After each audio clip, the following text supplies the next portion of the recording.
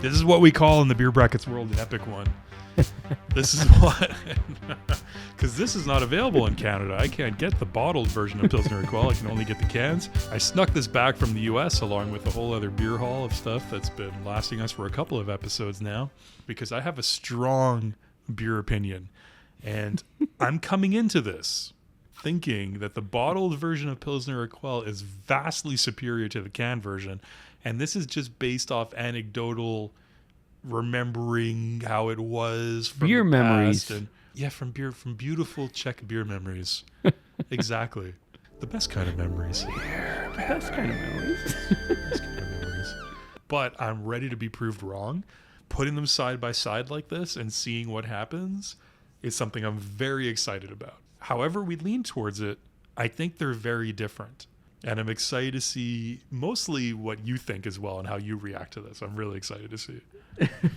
Likewise, my friend. I think this is going to be an experience. I don't think I've ever had them side by side like this, so it's going to be exciting. In what situation would you? Probably none. A bottle and a can at the same time.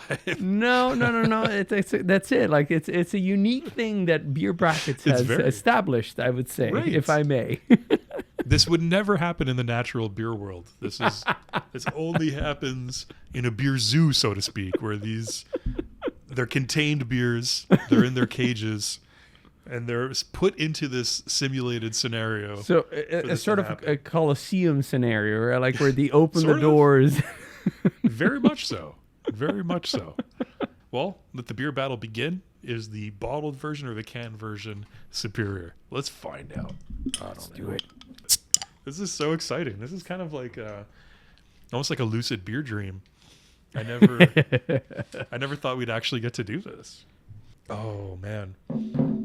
The bottled version just has such beautiful aromas like right out of the bottle.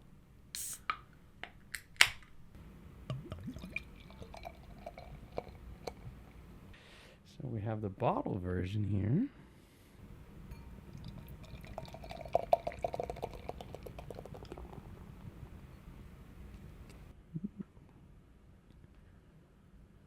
Sorry about that. Some technical beer difficulties.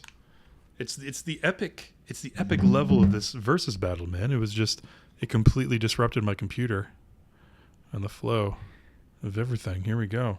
If you've never watched a beer brackets versus battle before, how this works, there's 10 points available. So we go over all our 5 different review elements: aroma, taste, mouthfeel, finish, and overall experience. We assign 1 point for each, total of 10 points up for grabs.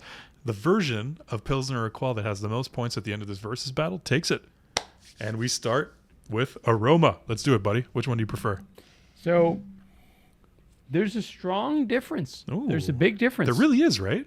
There is. I told you. Yeah, there is. One has more of a round, rich presence. The other one is a little bit more spiky and edgy.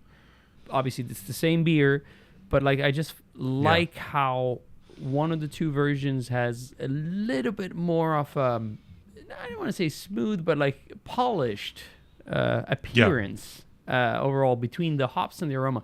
So I'm going to go with the bottle, my friend. Yeah, the bottle is a little bit more, like you said, the aroma's a little bit more sweet. It's a little bit more well-rounded. Yeah, you definitely get the hops as well, but there's kind of like this really nice bready sweetness on the aroma of the bottle. And I like the word spiky that you use. The can is just very sharp. Yep. The hops, you just get those sharp floral hops. I much prefer the bottle. Yeah, point to the bottle. It is crazy how different these two are. It's crazy. And it's really wild. All right, buddy, taste. Cheers. Cheers.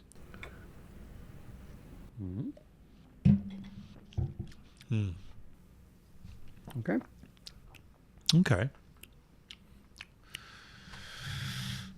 Such a tough job we have to do here. It is, isn't it? I don't know about you, my friend, but on the taste, I find it a little bit more difficult to distinguish.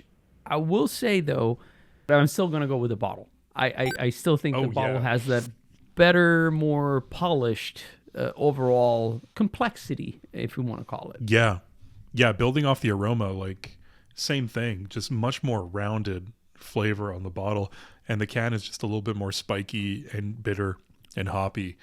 Just the malts don't come through as much on the can as they do on the bottle. It's a bottle all the way. 4-0 lead so far, buddy. Well, mouthfeel. If you're first time you're watching a Beer Brackets episode, we do a mouthfeel refresher at this point, just so we can freshen up the beer to get an accurate reading of what the body of the beer feels like.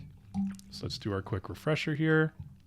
This is interesting because I figured the aroma and the taste for me were going to go to the bottle, but from this point on, it's kind of a crapshoot. Let's see.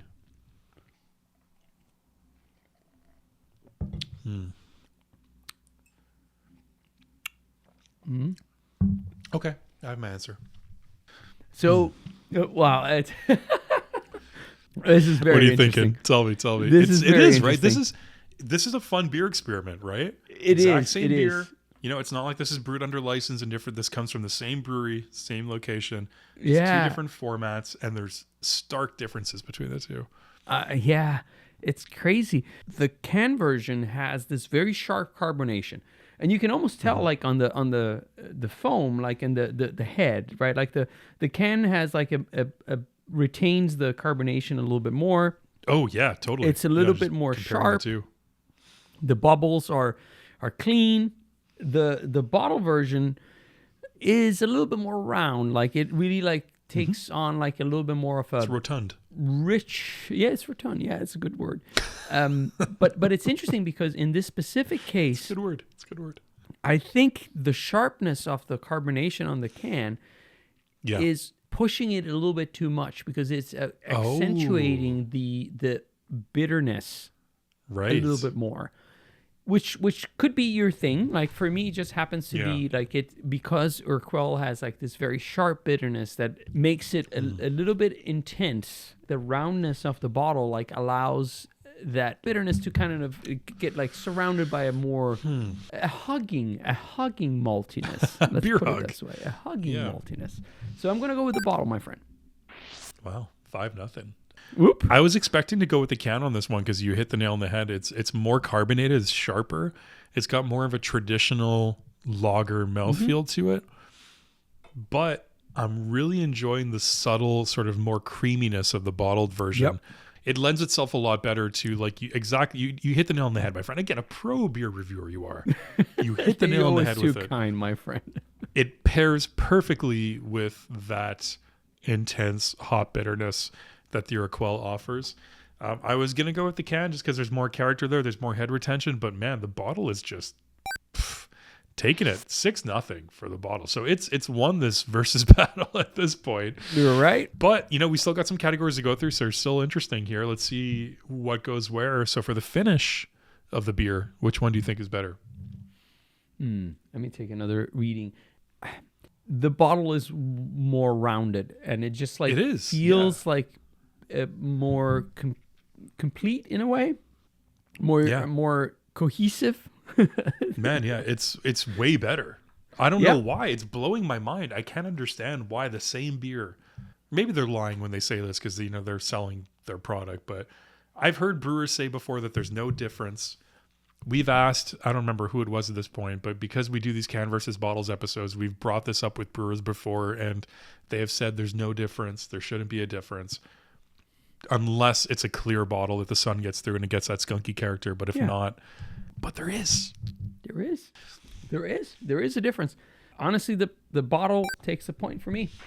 Again, same characteristics all the way through. It's nice and sweet and balanced. Still get those hops. Yeah, the can version, it's just really hits you with the sharp, intense hops. And there's no break on it there. All right, man. So as an overall beer experience, obviously, okay, the bottle has gotten all the points so far.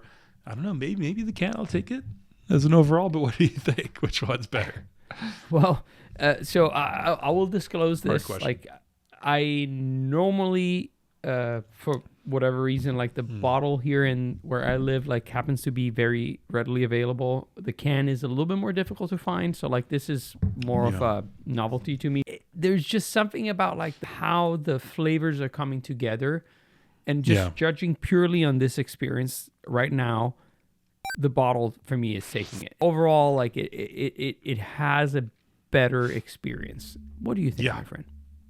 Of course. I can't even.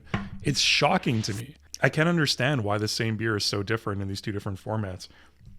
And we tried with a beer foamer on the can version.